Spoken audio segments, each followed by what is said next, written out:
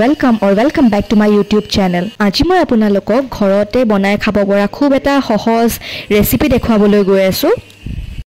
কিন্তু তাৰ আগে আপোনালোকক মই দেখুৱাম যে এই ৰেচিপি বিধ বনাবলৈ আপোনালোকক কি বস্তুৰ প্ৰয়োজন। আজি মই বনাবলৈ ওলাইছো চিকেন পকোৰা আৰু চিকেন পকোৰা বনাবলৈ আমাক কি বস্তুৰ প্ৰয়োজন মই ভিডিঅ'টোত বনাই থাকোতে আপোনালোকক কৈ যাম এটাকৈ। আপোনালোকে এই চিকেন পকোৰাটো আলহী আহিলে খুৱাব পাৰে বনাই পিনে খুব ভাল পাব আলহীয়ে। যেহেতু চিকেন পকোৰা গতিকে ইয়াৰ মেইন ইনগ্ৰেডিয়েন্টটোৱে হৈছে চিকেন আৰু চিকেনৰ ওপৰত মই লৈছো 1 চামুচ হালধি। ইয়াৰ পিছত মই ইয়াত দিম ৰেড চিলি পাউডাৰ 1 চামুচ। আপোনালোকে ইচ্ছা কৰিলে অলপমান নেমু চেপি দিব পাৰে ইয়াত। এতিয়া মই ইয়াত দিম জিৰা পাউডাৰ 1 চামুচ। কাশ্মীৰী ৰেড চিলি পাউডাৰ 1 চামুচ নিদিব, 1 চামুচতকৈ অলপমান কম দিব যেহেতু কালাৰৰ কাৰণে দিছো এটো। ইয়াৰ পিছত মই দিছো 1 চামুচ ধনিয়া পাউডাৰ। ইয়াৰ পিছত মই দিম 1 পেকেট জিঞ্জাৰ গাৰ্লিক পেষ্ট। আপোনালোকে এটো ঘৰতো তৈয়াৰ কৰি দিব পাৰে কিন্তু মই পেকেটৰ পৰাই দিছো যেহেতু মোৰ অলপ লৰালৰি হৈছিল।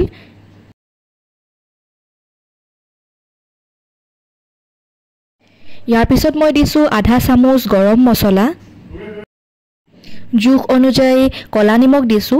কলা নিমখ মই বেছি দিয়া নাই, অলপে দিছো যেহেতু মই ইয়াত বগা নিমখটো দিম। এতিয়া মই ইয়াত অলপমান চাট মছলা দি দিছো।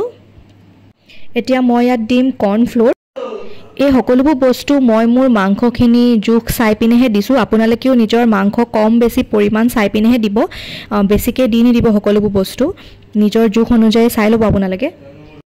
এতিয়া মই ইয়াত দিম 2 চামুচ বেসন।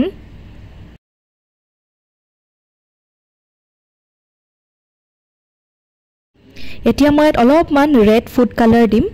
এটো অপচনেল হয়, আপোনালোকে নিদিবও পাৰে, একদম অলপমান লৈছো মই।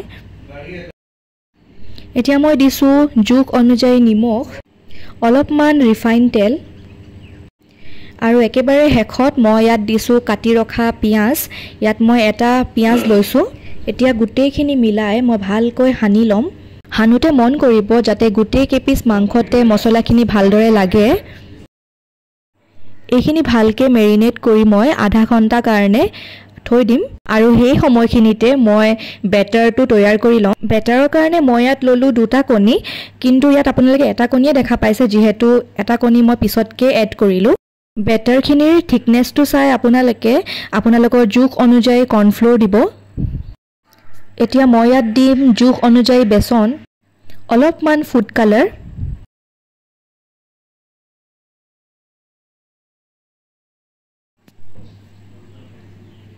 এতিয়া মই ভালকৈ এইখিনি ফেটি লম, গুটেইখিনি ভালকৈ মিক্স কৰি লম। এটা ঠিক বেটাৰ হ'ব লাগিব এইখিনি।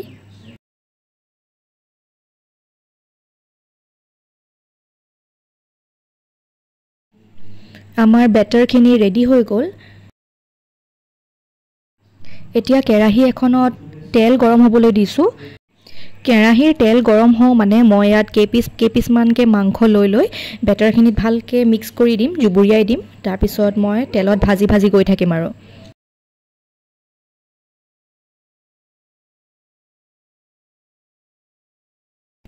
তেল গৰম হৈ গ'ল। এতিয়া মই অলপকে কেপিস মানকে মাংস ইয়াত দি গৈ থাকিম এনেদৰে।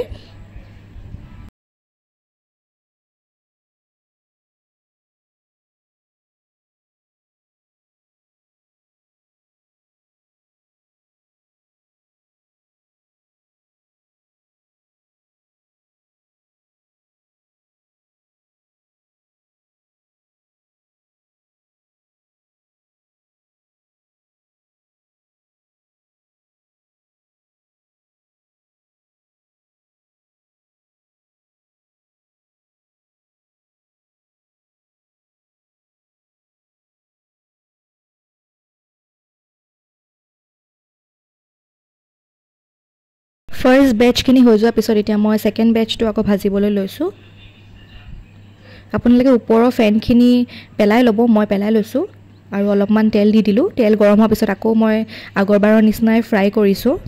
আমি বেটাৰখিনিত কণী দিয়াৰ কাৰণে ইয়াত অলপমান বেছিকে ফেন উঠিব পাৰে, একো নাই, টেনচন নল'ব। আপোনালোকে ওপৰৰ ফেনখিনি পেলাই আৰু অলপমান তেল এড কৰি তেলখিনি গৰম কৰি আকৌ ভাজিব পাৰে। আমাৰ চিকেন পকোৰা ৰেডি হৈ গ'ল। ইয়াৰ ওপৰত অলপমান চাট মছলা আৰু কলা নিমখ ছটিয়াই দিব, খাবলৈ বেছি টেষ্টি হয়। ইয়াৰ লগত খাবলৈ মই পিঁয়াজৰ চাটনিও বনাইছিলোঁ। আপোনালোকক যদি ৰেচিপিটো লাগে তেনেহ'লে কমেণ্ট কৰিব, মই নেক্সট এটা ভিডিঅ'ত ইয়াৰ ৰেচিপিটো দি দিম। আপোনালোকৰ যদি আজি এই ভিডিঅ'টো ভাল লাগিলে তেনেহ'লে লাইক, শ্বেয়াৰ আৰু ছাবস্ক্ৰাইব কৰি দিব মোৰ চেনেলটো। মই পুনৰ উভতি আহিম এটি নতুন ভিডিঅ' সৈতে। তেনেহ'লে আজিলৈ আহিছোঁ। আজিৰ ভিডিঅ'টো চোৱাৰ বাবে বহুত বহুত ধন্যবাদ।